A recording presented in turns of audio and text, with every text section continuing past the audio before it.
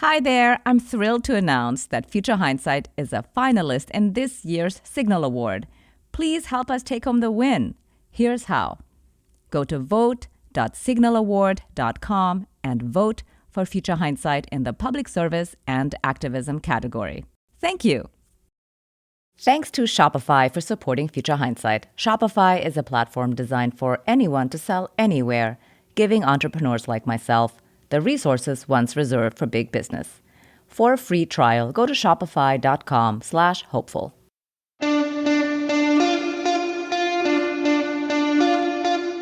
Welcome to Future Hindsight, a podcast that takes big ideas about civic life and democracy and turns them into action items for you and me. I'm Mila Atmos.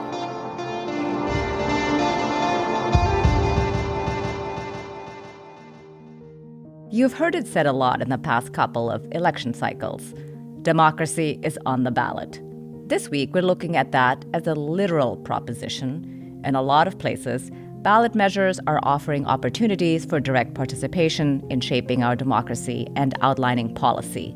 Last week, as we debriefed the midterms, Cecile Richards pointed to instance after instance where ballot measures protected abortion, fought for fair maps, and expanded voting rights. There's a lot they can do, and there are folks like Melody Fields Figueredo who are working to strengthen our democracy using ballot measures. Chris is the executive director of the Ballot Initiative Strategy Center in Washington, D.C. Welcome, Chris. Thank you for joining us. Thank you for having me, Mila. I'm excited about the conversation. It's not the first time we've talked about ballot measures on this show. Earlier in the year, we spoke to Katie Fahey about her work to get a fair redistricting measure on the ballot and passed in Michigan. Ballot measures are not new, but I got the sense in the midterms that there are new ways they're being used, and I think your work is right in the middle of that. So maybe let's start with a brief outline to kind of set the table for this conversation. What are ballot measures and how can they be used? So you can think about ballot measures as the people's tool and a form of direct democracy. What that means is it enables us as citizens in about half the country, plus DC, not a state yet, but hopefully before in my lifetime it will be, allows us to take critical issues facing our communities, gather signatures in our community, and put those before our community members themselves, right? We gather signatures, we go out into our communities, have conversations, collect those signatures, and then we put something that we think is important and that maybe our city council hasn't addressed, maybe our state legislature hasn't addressed. We put that before our communities. Now, in some states, right, only half the country has that citizen-initiated process. A legislature can refer to something to the ballot. That means they, for the example of abortion, many states' legislatures referred constitutional amendments to ballots to place before voters, either on abortion bans, like we saw in Kentucky and Kansas in 2022, or in some states affirmatively protecting the right to reproductive rights, like we saw in Vermont, Michigan, and California. And that's why we call it the people's tools. It gives us power in a different way than doing something before Congress, talking to our legislators, writing a letter, marching in the streets. It actually engages us in a deeper way to make policy and make changes for our communities. Right. Well, so how do ballot measures kind of fit in with politics and campaigns? Or maybe I'll ask, how are they different in that context? One of the ways they're very different than candidates, right, is you're looking at an issue itself. You know, when you go and get either your mail-in ballot or if you go to your voting place and look what's on the ballot, you don't see a D or an R or an independent or a Green Party next to that.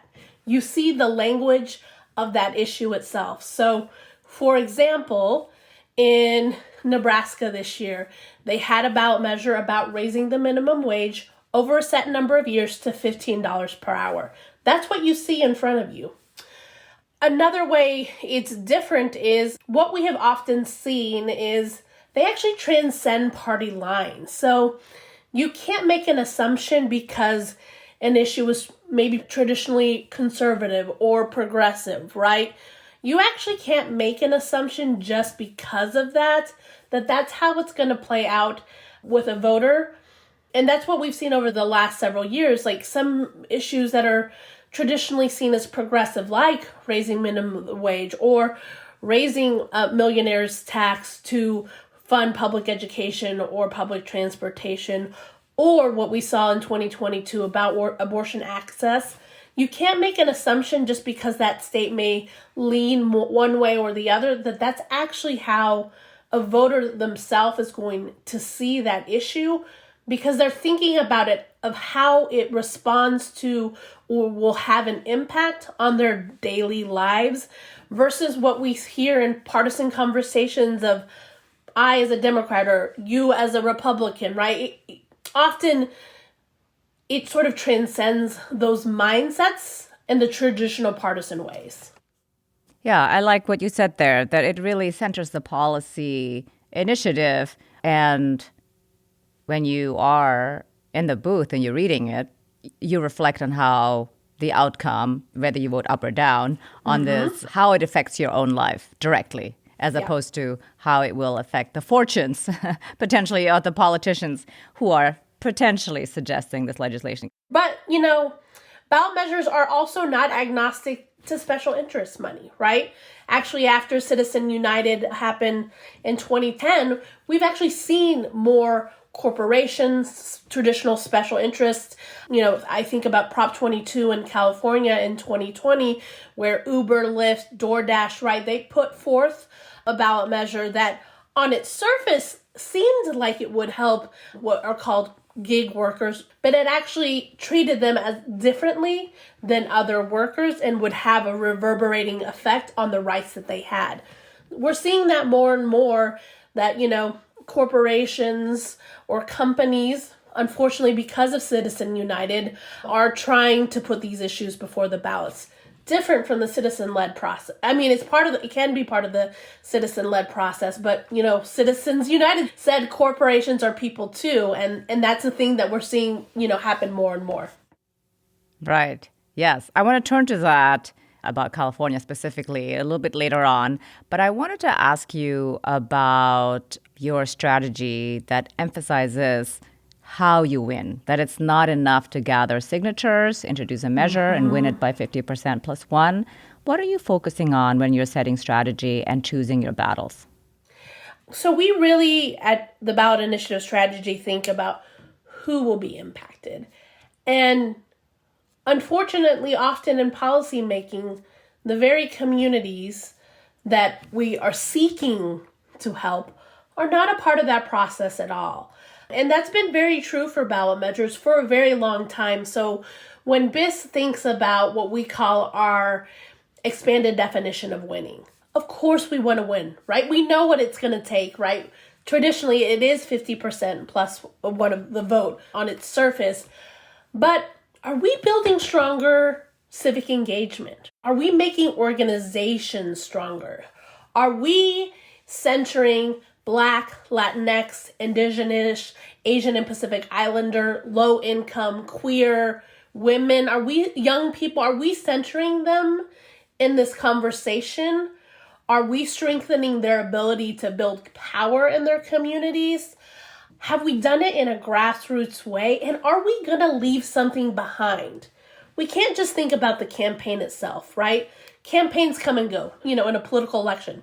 What a political party or a candidate may do, they may build something up and then it goes away. We don't look at it that way. We want to look about what is the structure and the power that we are leaving that is going to make folks stronger for the next fight, for the next opportunity. What we leave behind is even more important than that win or loss. And that's how we think we actually build power for the long term. So you already mentioned some examples like minimum wage, and we just talked about Prop 22, about gig drivers. I wanted to look at some other specific examples, and specifically Montana and abortion. And truth be told, I'm still kind of confused about what exactly happened there. Can you lay the table for us? What was on the ballot and what happened? So Montana was a little bit different than the other states that had an abortion ballot measure this year. Specifically, Montana was proposing a measure that would further criminalize and stigmatize abortion by essentially preventing doctors from doing life-saving measures that would protect the person who's pregnant and give them the ability to do their job. This came from the state legislature. This was not citizen-led. It's really rare when a person is pregnant, what is often called either born or live or late-term abortions. That's really rare, but that has been used as propaganda in a way to take away abortion rights when the reality is that's a very intimate, private decision between a doctor and the person and their family of what are the measures that they need to do to make a healthcare decision. So it was a little bit different. It was very, specific of what happened in the pregnancy, whether a doctor or any medical professional could intervene. So that's how it's a little bit different from the other measures, and it's like a little hard for people to understand.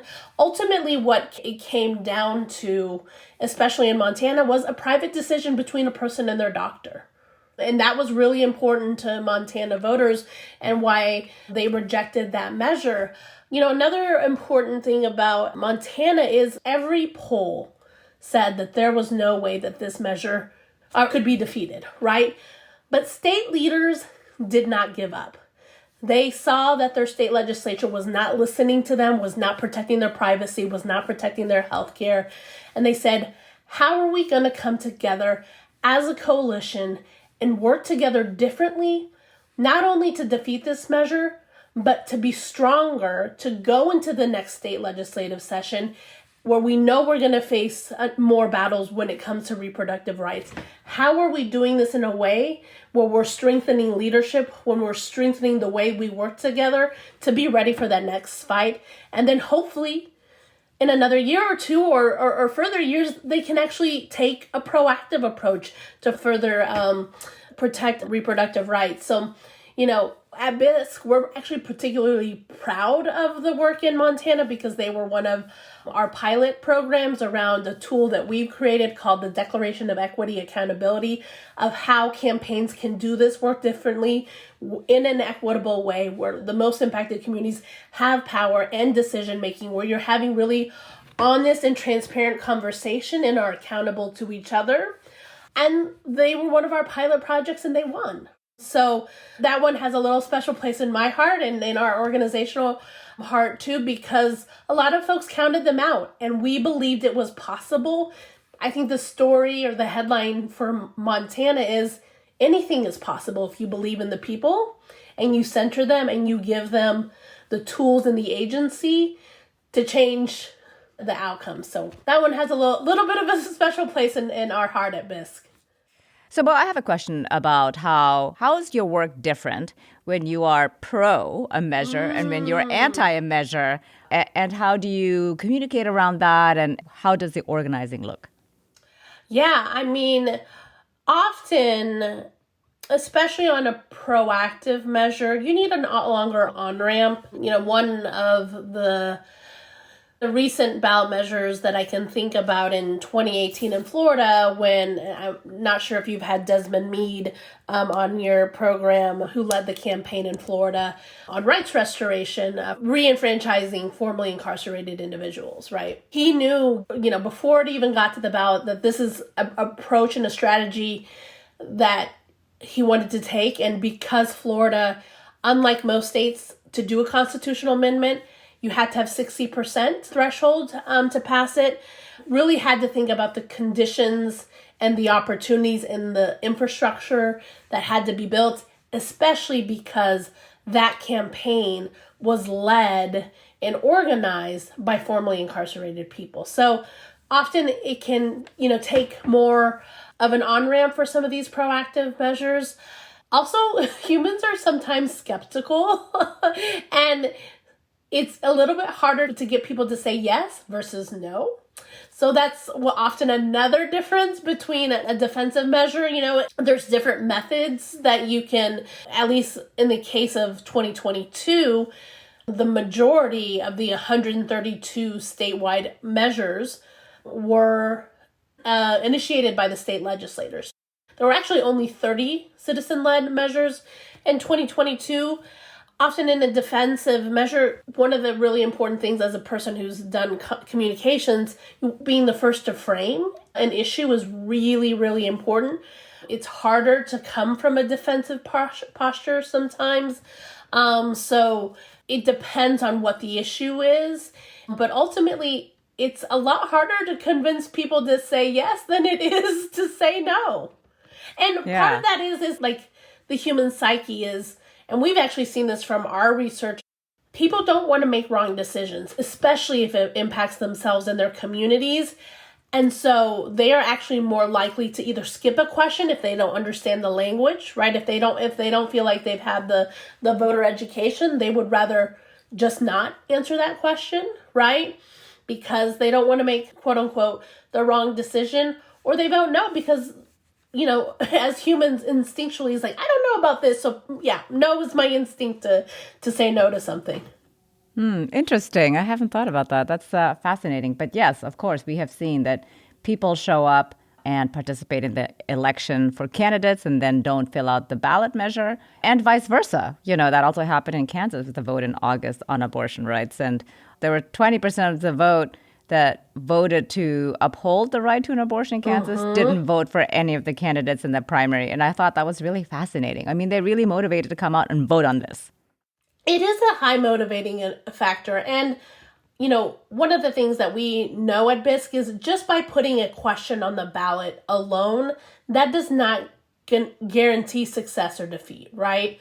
The voter education, the civic engagement work is so critical to the ability to defeat or approve a measure. And then what we have actually seen probably for the last decade is, in many instances, ballot measures are higher vote getters than some of the candidates. That was definitely the case in Kansas in August. That happened in some instances for the November 2022 elections. I think Michigan Proposal 3 got more votes than the 3 Democratic, the gubernatorial, the Secretary of State, and the Attorney General. So it is this interesting difference between candidates or traditional voting that we can many times see that these ballot measures not only can be a higher vote getter, but they also transcend party lines. I mean, Kansas is a very good example. It was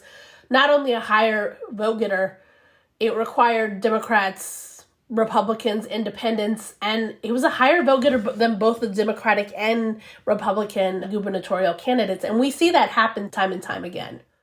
Yeah, I think that's so fascinating. It just tells you how motivated the American voter actually is in a way that I think is underappreciated all the time. This is my personal opinion, of course, here. But I think that candidates should really be much more clear about where they stand as opposed to just repeating party platforms, like I'm a Democrat, so therefore I stand for this, and I'm a Republican, and therefore I stand for that. But actually talking about, taking on the language of ballot measures, that's what people want to hear.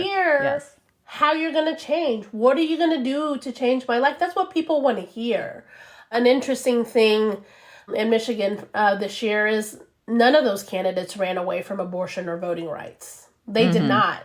And that traditionally happens in many states. They were very vocal in support of abortion. I mean, Governor Whitmer in Michigan had a case challenging the 1931 abortion ban there. So they didn't run away from these issues. They were actually very clear what they would do if they were reelected. And now that's a Democratic trifecta state, and all 3 ballot measures that had to do with reproductive rights or voting in elections, they all won. So, traditionally candidates often run away from these issues. And I think, Michigan is an example, is you actually don't have to run away from these issues. This is what people want to hear. We are going to take a quick break to hear from our sponsor. But when we come back, Chris is going to highlight the ways in which ballot measures can be an antidote to polarization. But first, can we talk about notifications for a second? Who actually leaves those sounds on anymore? Well, besides that kind. That's another sale on Shopify, the all-in-one commerce platform to start, run, and grow your business. Whether your thing is vintage teas or recipes for ghee, start selling with Shopify and join the platform simplifying commerce for millions of your favorite businesses worldwide. Shopify makes it simple to sell to anyone from anywhere. You'll create an online store in your vibe, discover new customers, and grow the following that keeps them coming back. Shopify has all the sales channels sorted, so your business keeps growing, from an in-person POS system to an all-in-one e-commerce platform, even across social media platforms like TikTok, Facebook, and Instagram. And thanks to 24/7 support and free libraries full of educational content, Shopify's got you every step of the way. It's how every minute new sellers around the world make their first sale with Shopify, and you will too. This is Possibility, powered by Shopify. When you're ready to launch your thing into the spotlight, do it with Shopify, the commerce platform backing millions of businesses down the street and around the globe. Shopify makes selling simple, so you can put yourself and your ideas out there. Whether your thing is making ebooks or earrings, Shopify makes your success possible. Making your idea real opens endless possibilities. I love how Shopify makes it easy for anyone to successfully run your own business. It's never been easier to start and grow a business thanks to Shopify. Go on, try Shopify for free and start selling anywhere. Sign up for a free trial at shopify.com/hopeful. Go to shopify.com/hopeful to start selling online today. Shopify.com/hopeful. And now, let's return to my conversation with Chris Melody Fields Figueredo. Let's talk about Medicaid expansion, which is not just about this cycle. States have passed it in other cycles, but South Dakota passed it this year by ballot measure. And this has me thinking about how ballot measures can really change the conversation in red states and bring some surprising results. Medicaid expansion has been an eye-opener from that point of view. And I'd love to hear what you think about that. No, I mean, again, I think Medicaid expansion is a great example of an issue that many state legislatures, many GOP-controlled state legislatures did not move forward with Medicaid expansion. If you look at the states in the last 3 election cycles that have passed Medicaid expansion are traditionally conservative states. You look at South Dakota this year, you look at Missouri in 2020, Nebraska, like you've just seen that particular issue, which is ultimately about ensuring that low income or folks living in poverty have health care. It's been incredibly popular. And it's just yet another example where, unfortunately, sometimes our representatives of government are out of touch and are not listening to the very things that their constituents want. And that's one of the powerful things about ballot measures is it gives us the power and agency as citizens to make those changes. And Medicaid expansion has been a huge example in the last several years of being incredibly popular in red, blue, purple states. Mm-hmm. Well, I think climate is another area where it feels like taking the conversation out of the two-party campaign model and putting it directly into the hands of voters can really flip the script. What are the successes you're seeing in terms of ballot measures and climate, and what's the potential? I mean, New York just had a huge success this year about the funds that the state will be able to generate in order to address climate change. I mean, that's a huge success, and I think that is absolutely an example to think about where, again, an issue that has become hyper-political, very partisan, but people are seeing in their communities the impact of climate change. Think about all the floods that have happened this year, the rising temperatures. I mean, I remember in November in Washington, D.C., where I live, it was like 80 degrees one day. And I was like, whoa, it is November. I should not be wearing a t-shirt going outside. So I think there is a huge opportunity in the coming years, especially around climate change, for citizens to look at opportunities like that have not been able to move forward in Congress, like the Green New Deal. And how might you be able to address those issues on the state level for their community? So I think there's a huge opportunity. I mean, another issue thinking about that did not move forward at the federal level this year around paid leave for all and the care economy. I think there's a huge opportunity to take paid leave to states. And actually in Colorado, it was the first state to pass paid leave through a ballot measure. I think there's an opportunity there. So, when I think about the future, I think it's boundless of what we have the opportunity to do on so many of the critical issues that face our communities, from climate change, from, the care economy, from actually creating a just criminal legal system. There's just so much opportunity ahead of us. Yeah. Well, I want to pick up there on the just criminal legal system, because there were 5 states that voted on banning slavery in the carceral system. Those measures passed actually in Alabama, Oregon, Vermont, and Tennessee, but did not pass in Louisiana. Were you surprised by that? So the interesting thing about Louisiana, and this is actually one of the very critical things about ballot measures, is the language. Like, how is the measure, the policy itself written? To what I said earlier, it's a lot easier for people to say no than yes, right? If it's not clear. And the language was incredibly confusing in Louisiana. Even some of the Democratic state legislator who proposed the measure was telling voters. The Black Caucus came out against it because the language was so confusing.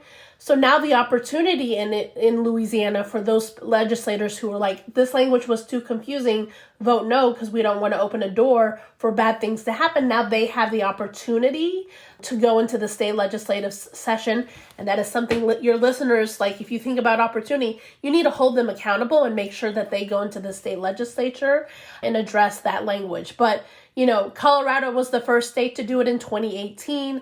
Nebraska and Utah followed in 2020. And there's actually a large national network that is trying to remove slavery from every state constitution and the 13th Amendment of the United States Constitution. Yeah. Well, constitutional amendments are tricky, but there's definitely a path. So there's a thread running through our conversation here that I want to kind of follow a bit further, and it's about how ballot measures can blur party lines.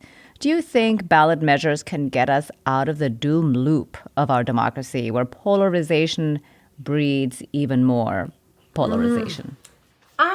I do. I actually think this year, and I would say even the years before, but especially this year, ballot measures have been and really were in 2022 a way to bypass partisan politics and turn people power into policies that can transcend divides and improve lives. And I believe that speaks to the unifying power of ballot measures. I think looking at the states that defeated abortion bans or affirmatively protected abortion rights in certain states, that allowed people to have conversations in their communities and come together in a way they probably may not have done before. So I actually think that is what I am hopeful about, the power of ballot measures, is some of these issues that have gotten so hyper politicized because we have a 2-party system in the United States.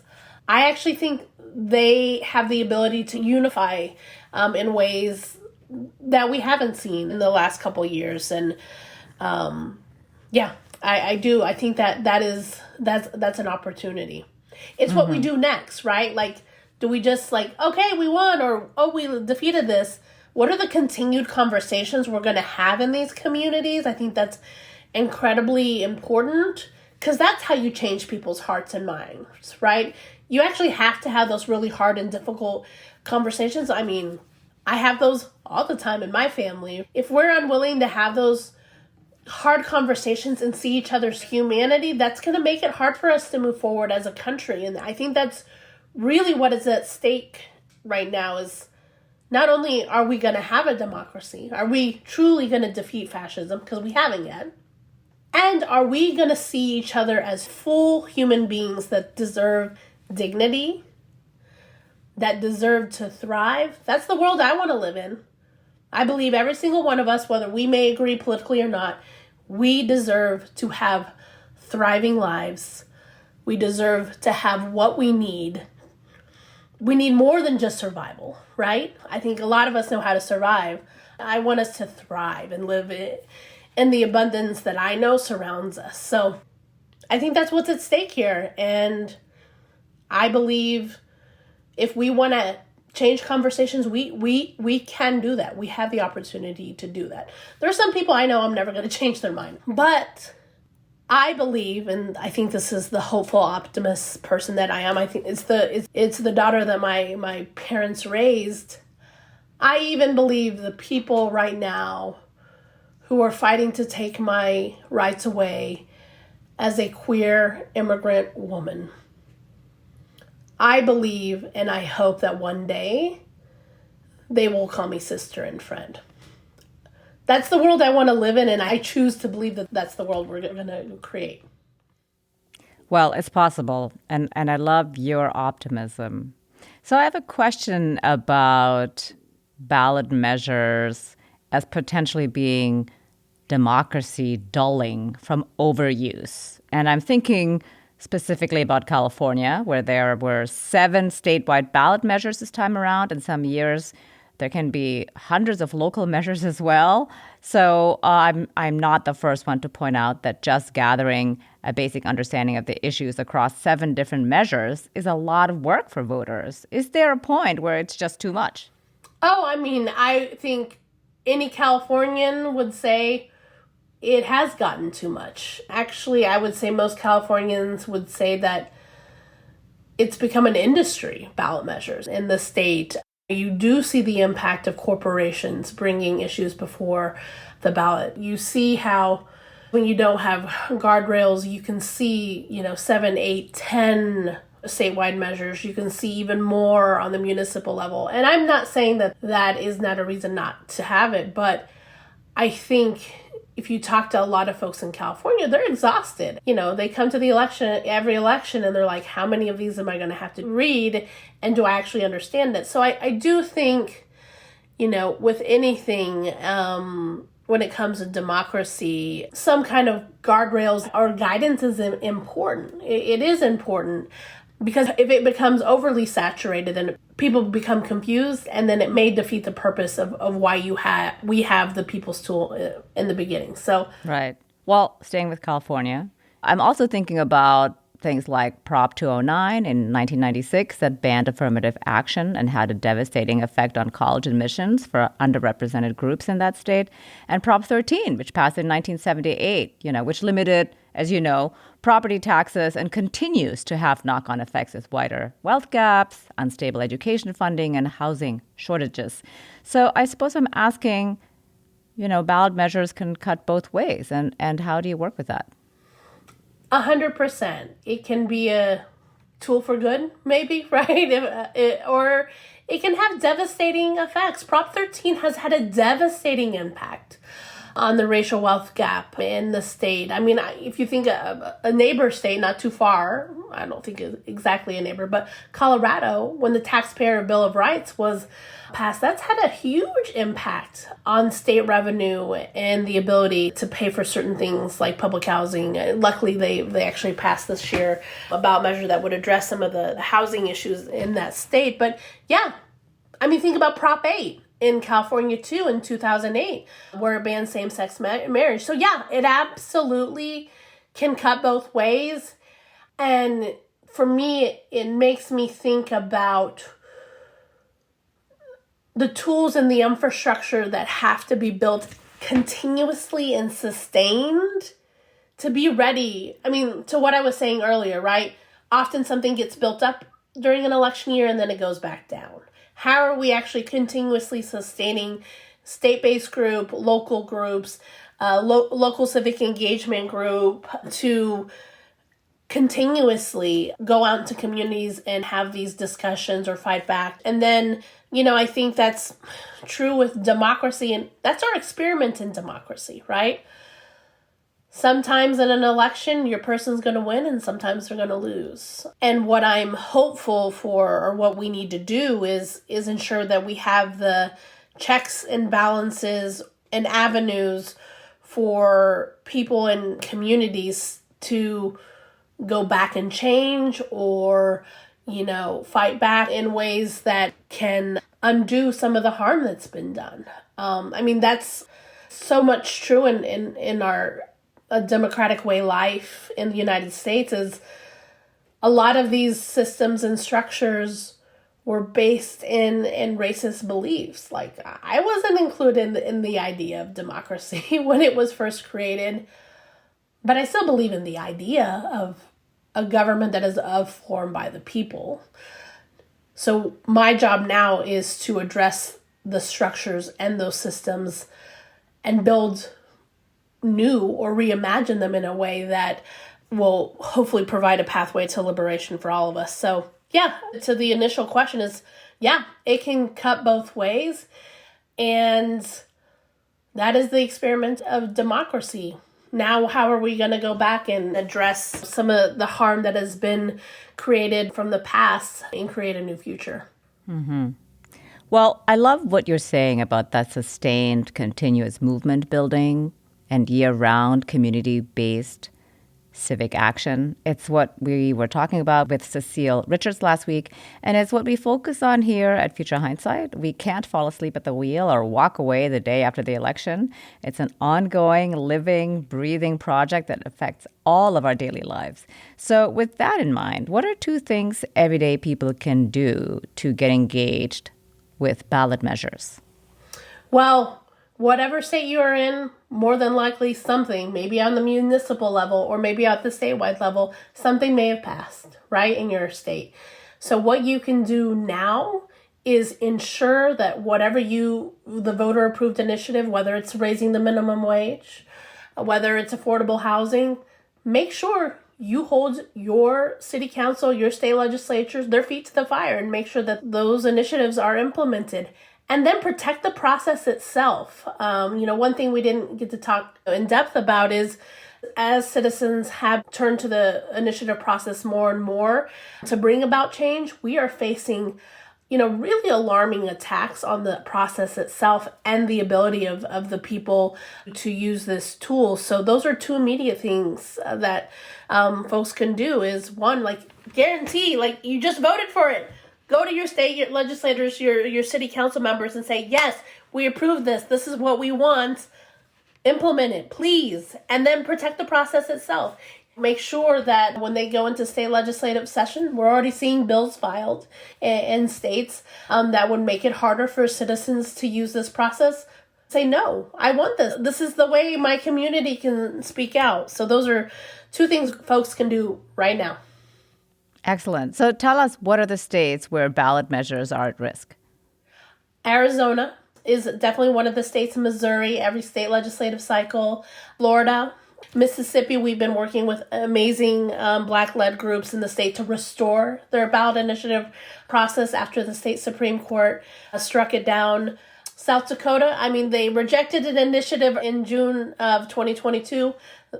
I have a feeling that state legislature may try to do something again. They've done it in recent memory. So those are a handful of states that we have seen time and time again have made some effort. Oklahoma is another state that we're already starting to see efforts to undermine that process. So I have a technical question about that, which is that if these states are trying to undermine that process, my guess is that they are doing this from the legislature, like the people who are there. So then, if you're not an elected official, elected representative in that state house, how can you fight against it? Well, you got to lobby. You got to go. I know. Talk to your elected. Talk to your elected officials. I'm just thinking about Missouri and the amazing grassroots groups there who have been fighting this year after year. They have been fighting attacks to the process. They have worked on letters, having citizens speak before hearings, talk to your representative in government and say, no, we want this tool to remain. So as we are rounding out the hour here, looking into the future, what makes you hopeful? I talked a lot about hope. I mean, it must be like that. Yes, you did. You did. I did. Tell us was like, the one number one I'm thing. in a very hopeful, good mood today. You are. The sun is shining. The puppy. I have a 6-month-old puppy who has somehow stayed sleeping this entire time. As a mother of a 15-year-old Black girl, and seeing how young people turned out in the midterms, man, young people give me hope. When I have conversations with my daughter and like some of the things that we have questions about as adults, it's not even. They're like, is that good for people? Okay, well then let's do it. I mean, young people give me so much hope because they have clarity in the world they want to live in. And man, if we just give them more ways to check and be a part of the power that we're building, I think the world that I know I want to live in before I leave this earth, I have so much hope. And then just looking at the results of the 2022 elections when it comes to ballot measures, I have so much hope of what is possible. Like, yes, we can talk about all the abortion rights measures, but in Nevada, an equal rights amendment-esque initiative also passed. Like, it gives me hope that maybe we can look at more of a gender justice in the future. It gives me hope that even after we've technically abolished slavery in this country, but we have seen the impact of having the exception in our 13th Amendment and how that has impacted prison labor and mass incarceration, and 4 states just abolished it. Even like 2 of the marijuana measures that passed, like, both of them, both in Maryland and in Missouri, it contained expungements. That's the conversation we need to have, is how are we decriminalizing and impacting past harm by a very unjust drug policy system. So, I think very much this election showed us that democracy is still alive and we still have to fight for it. And people are willing to fight for it. They are. That's what gives me hope going into 2023 and 2024 is we still face major challenges as a country, but we're not going down without a fight. Well, that's all well said. Thank you very much for being on Future Hindsight. It was really a pleasure to have you on. Thank you for having me. Melody Fields Figueredo is the Executive Director of the Ballot Initiative Strategy Center. Next week on Future Hindsight, we're joined by Jackie Salit and Tom Riley. They're co-directors of the Center for an Independent and Sustainable Democracy at Arizona State University and co-authors of The Independent Voter. Here's Jackie. Independents are making a statement about the culture, the practice, and the destructiveness of the current political culture. And that is a viewpoint and a statement and arguably even an action that places them outside of the typical ideologically drawn spectrum. They care very deeply about this country, and their decision to be an independent is an expression of that.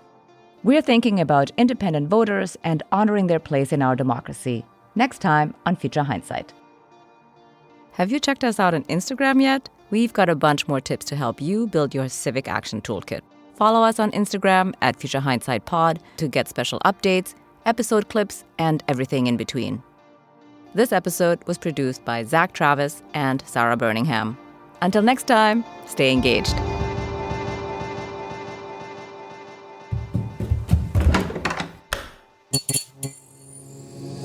This podcast is part of the Democracy Group,